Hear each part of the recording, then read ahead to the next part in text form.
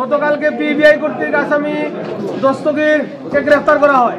আজকে তার রিমান্ড চাওয়া হয় 7 দিনের।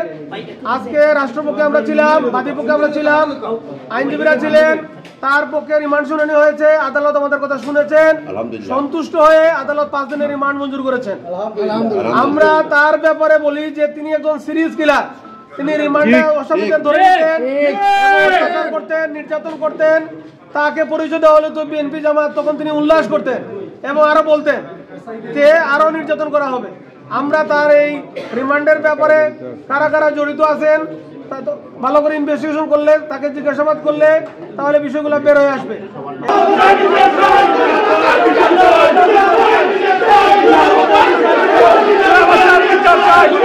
এবং এই ঘটনার সাথে কারা মাস্টার মাইন্ড, কাদের নির্দেশে ঘটনা ঘটেছে, এই ঘটনায় আরো কারা কারা সম্পৃক্ত। এই মামলায় 18 জন এফআইআর নামী আছেন, 200 থেকে 300 জন আছেন অজ্ঞাতনামা। এদেরকে চিহ্নিত করা দরকার। এই জন্য রিমান্ড যথাযথ এবং কার্যকর। আমরা তার রিমান্ডের পক্ষে ছিলাম। আমাদের এখানে পিপি সাহেব সহ আরো গুরুত্বপূর্ণ নেতৃবৃন্দরা আছেন, আমরা আইনজীবীরা ছিলেন।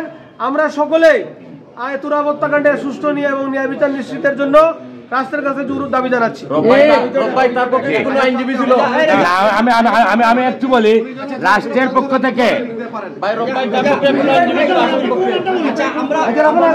আসামির পক্ষে কোনো আইনজীবী ছিল কিনা? না, কোনো আইনজীবী নাই।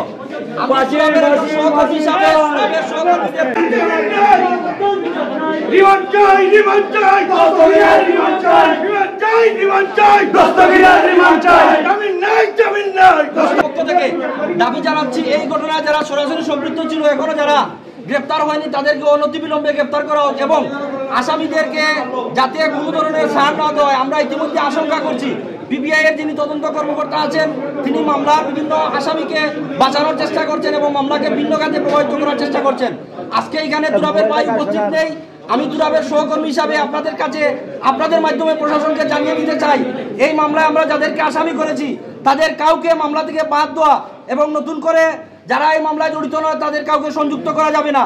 এবং অবশ্যই যারা এই মামলার সাথে জড়িত ছিল তাদের ভিডিও ফুটেজ আমরা সংবাদকর্মী যারা এই ঘটনাস্থলে উপস্থিত ছিলাম আমরা তাদেরকে পৌঁছে দিয়েছি।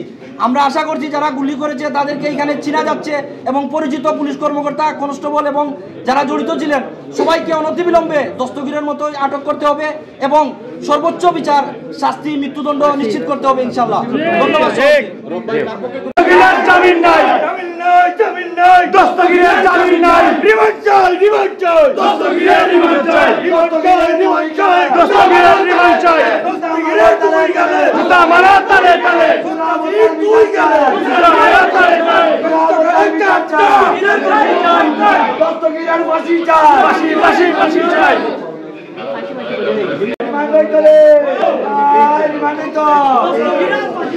দস্তগীরের রিমান্ড চাই, যারা রিমান্ড চাই, রিমান্ড চাই, দস্তগীরের রিমান্ড চাই, দস্তগীরের রিমান্ড চাই, রিমান্ড চাই, তালে তালে ফাঁসি ফাঁসি চাই, দস্তগীরের ফাঁসি চাই, ফাঁসি ফাঁসি ফাঁসি চাই, ফাঁসি ফাঁসি ফাঁসি চাই, ফাঁসি ফাঁসি ফাঁসি চাই, ফাঁসি ফাঁসি ফাঁসি চাই, দস্তগীরের ফাঁসি চাই, ফাঁসি ফাঁসি ফাঁসি চাই। আল্লাহ নোয়াখালী করতে পারছে মালাউনের করে মালাউন সুত মারণের পারলে এখন গুলি করাইয়া গুলি কর, পারলে গুলি করাইয়া এখন সুত মারণের মারাইয়া সুত মারাইয়া মারাইয়া।